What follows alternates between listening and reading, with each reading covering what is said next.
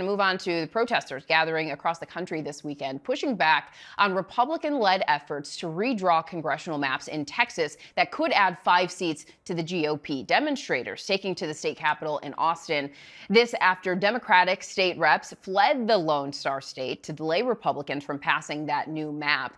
Deep blue state governors, including New York's Kathy Hochul and California's Gavin Newsom, now voicing support for a partisan redistricting in their state. So let's bring in former mayor of Tallahassee, former Democratic mayor of Tallahassee, Florida, and co-host of the Native Land podcast, Andrew Gillum, and former Republican congressman from New York, John Katko. Thank you both for being with us this morning. John, I want to start with you. As we're seeing these protests around the country, this is pure politics.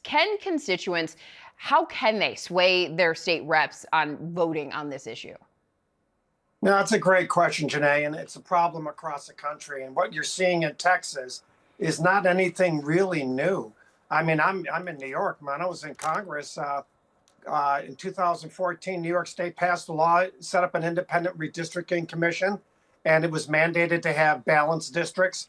And in 2021, Governor Hochul went on an effort to try and basically entirely thwart that, and she was ultimately shot down in court. But she was trying to do exactly what Texas is trying to do right now.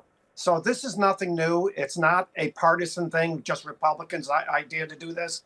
Democrats do it, Republicans do it. And that's one of the reasons why we have such polarization in Congress on the federal level. And it's really troubling where it's almost like they're far more obsessed with winning than they are with trying to be obsessed with governing. And that is a real problem in this country. And they can paint it all they want that it's just the Republicans this time, but both sides do it. Both sides are guilty of it. And it's created a real problem in our country. Well, and as you pointed out, this all centers on Texas. But of course, as I just mentioned, we've now got Kathy Hochul in New York and Gavin Newsom in California threatening to do the same thing. Andrew, how would you assess how the Democrats are fighting this, especially when they've gotten a lot of heat in recent months about maybe not fighting hard enough against some things? Yeah, it's good. It is good to see a fight, but I got to tell you, I chomp for a fight like anybody, but to have this fight at this time is incredible to me that we've got basically a man-made disaster on the making. We have Republicans, the president who called Texas governor and basically said, hey, I need about 5 more seats because our agenda looks like it's tanking. And we may be thrown out of office come midterm elections. And the governor of Texas responded, unlike Brad Raffensperger in Georgia, when Trump made that call during the election, he responded and said, sure, we'll create 5 more seats for you. And I just want to make very clear what this is. This is a clear example of politicians choosing their voters rather than the reverse. Moreover, this is not something that happens all the time. Redistricting, yes. Gerrymandering, unfortunately, yes. But what we have in this instance is a mid-decennial, every 10 years we count, and these folks want to go now at the 5-year point and create a bunch of seats that create an opening for Republicans to win. They are trying to fix the game.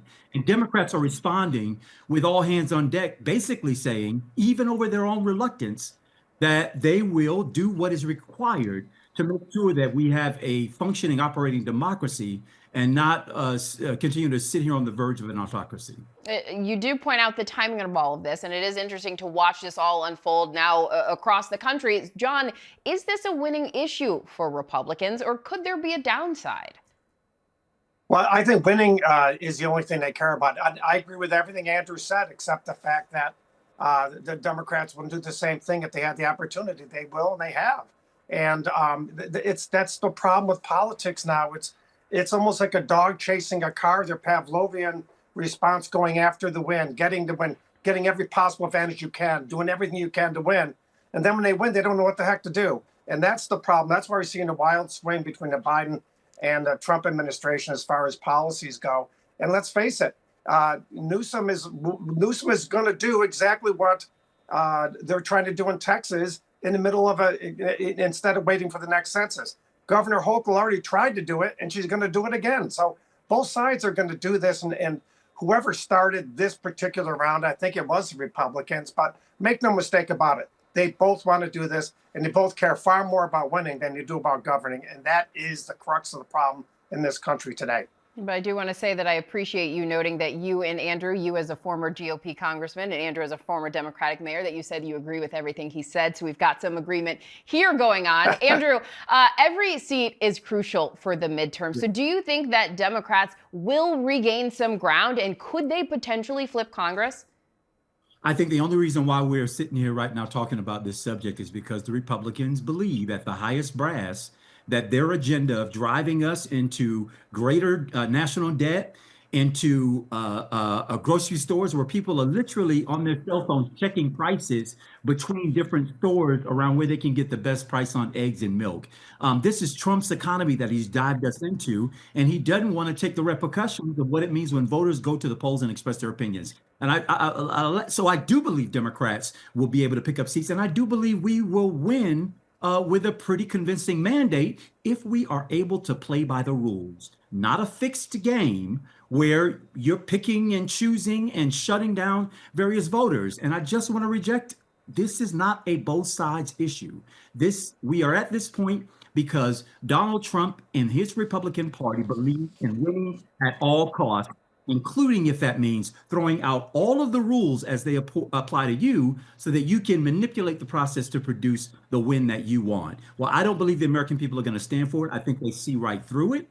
And as far as Democrats are concerned, we're simply saying, if you take this road, Texas, just know that you're not the only player in the game. We've got other states who can meet you there, which is why the maps produced by California, what if they produce 5 seats? But they also condition their ballot initiative on whether or not Texas moves forward. If Texas moves forward, then California will move. If voters, if the elected officials in Texas say, we'll back off, it doesn't go into effect, even if it is approved by the voters in California.